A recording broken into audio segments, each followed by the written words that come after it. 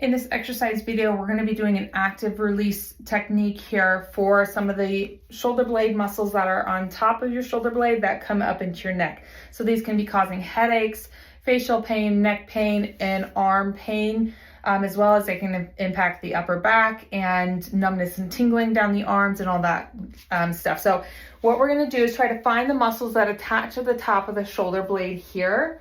And so we're gonna feel for that, it's what's called the spine of the shoulder blade. And so you'll feel this bony part run across this way. That's the spine of the shoulder blade. We're gonna follow it in until it stops, and we should reach a corner of the very top of our shoulder blade. And usually that's a very sensitive area. You may feel a knot there, you may feel some crunchiness there, and that's the area we're gonna target here. That's called the levator scapula muscle.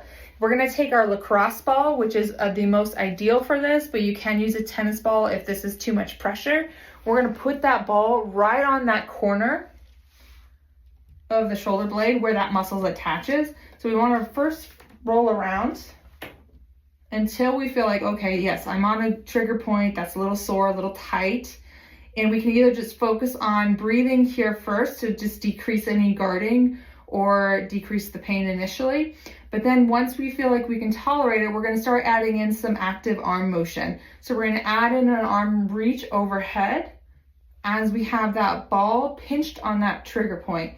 And you will feel that as you're starting to come up, you're gonna feel more and more pressure and tension under that ball and gets more sore. And you're gonna gradually try to reach up higher and higher as you're doing an active trigger point release.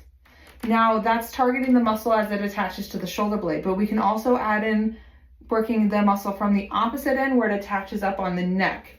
So we can pin that spot on the shoulder blade, find that trigger point, hold that pressure, and then we can add in a head flexion and then side bend, and we can just gently go in and out of that motion. If it feels more comfortable, you can play with different angles of your head to find where it feels like it gets the most tension, and just go in and out of those motions as we keep that pressure here.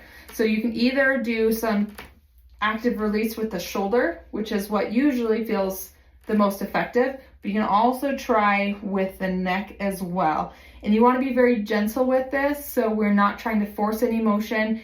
You should still be able to breathe comfortably throughout the exercise.